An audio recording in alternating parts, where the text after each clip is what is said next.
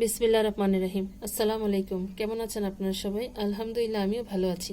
আজকে আপনাদের মাঝে আমি নিয়ে আসছি মলাই মাছের শুটকি রেসিপি। তো এখানে আমাদের যা যা লাগবে, এখানে আমি কিছু পরিমাণ মলাই নিয়ে নিয়েছি। মলাইয়ের শুটকি, এই যে দেখুন এরকম সাইজের মলাইয়ের শুটকিগুলো। এটাকে হালকা একটু তেলে আমি একটু গরম পানি দিয়ে, উষ্ণ গরম পানি দিয়ে এটাকে একটু ধুয়ে নিয়েছি।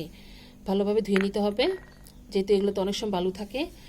আর এখানে লাগবে সিম সিম আর বেগুন নিয়েছি আমি। এরকম বেগুনগুলোকে এরকম পাতলা পাতলা করে কেটে নিয়েছি, আর এটাকে একটু মোটা করে এরকম করে রেখেছি সিমগুলোকে। শুধু সিম আর বেগুন দিয়ে এটা আজকে রান্না করে আপনাদেরকে দেখাবো।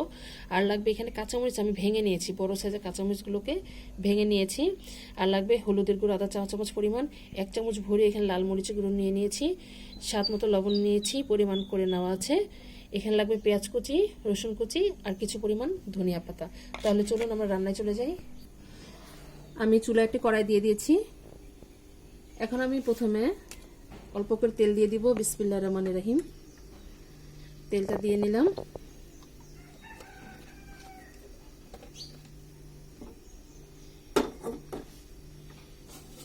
প্রথমে আমি রসুন কুচি আর পেঁয়াজ কুচিগুলো দিয়ে দিব। বিসমিল্লাহির রহমানির রহিম।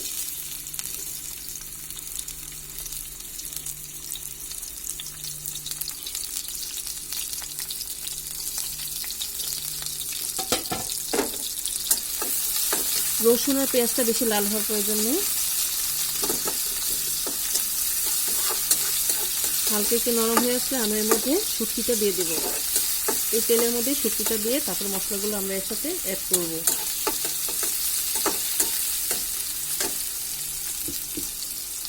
এখন আমাদের যে ধুয়ে রাখা শুটকিগুলো আছে সেটা এর মধ্যে দিয়ে দিচ্ছি। বিসমিল্লাহির রহমানির রহিম। হালকা একটু ভেজে নিতে হবে।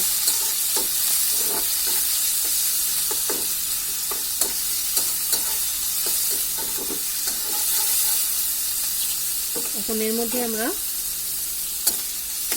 যে মশলাগুলো আছে সেটা দিয়ে দেব।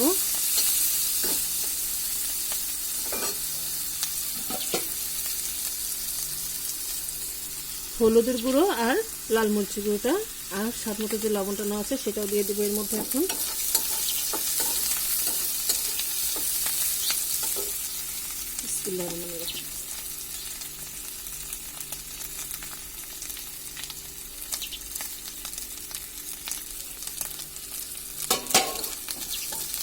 সামান্য করে অল্প করে পানি দিয়ে দিব আমরা, তা না হলে মশলাটা পুড়ে যেতে পারে।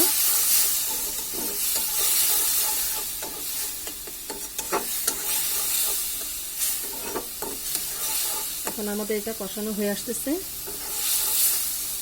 এখন এর মধ্যে আমরা যে সিম আর বেগুনটা কেটে রেখেছি সেটা দিয়ে দেবো। আপনার চাইলে এর মধ্যে আলুটাও দিতে পারেন, এইভাবে করলে আরো বেশি ভালো লাগে। তো যাই হোক, আমি এভাবে করি, যেভাবে সেভাবেই দিচ্ছি।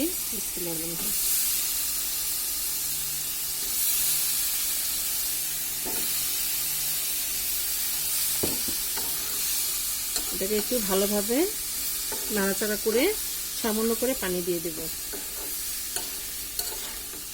যেহেতু সিম থেকে এমনিতে পানি বের হবে, আর বেগুন তো বেশি পানি দিলে গলে যাওয়ার সম্ভাবনা বেশি থাকে, যেন না গলে সেভাবে আমাদেরকে পরিমাণ করে অল্প করে আমি পানিটা দিয়ে দেব।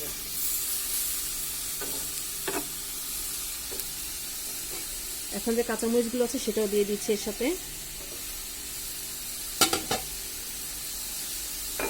এখন অল্প করে পানিটা দিয়ে দিচ্ছি।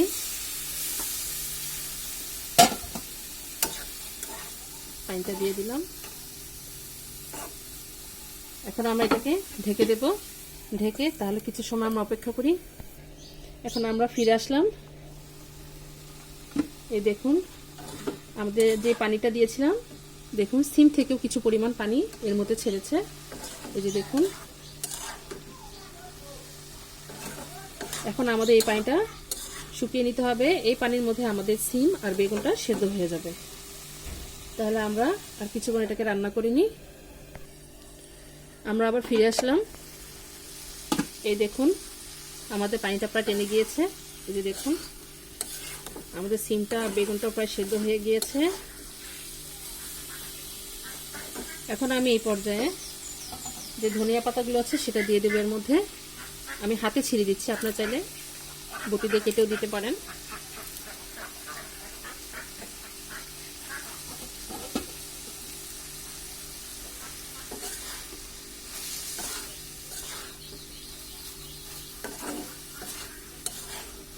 যেহেতু এখন শীতকাল, সিম বের হয়েছে, তারপরে আপনার বেগুন, কাঁচা টমেটো, এগুলো দিয়ে অসাধারণভাবে যে কোনো শুটকি রান্না করা যায়। তো আমি যেভাবে রান্না করি আপনাদেরকে সেভাবে আজকে আমি রেসিপিটা তৈরি করে দেখাচ্ছি। আর এটা আমার মিডিয়াম আঁচে রান্না করা হয়েছে, আপনারা মিডিয়াম আঁচে সুন্দরভাবে রান্না করে নেবেন। এই যে দেখুন আমাদের এটা প্রায় কমপ্লিট, এখন আর চুলায় রাখবো না।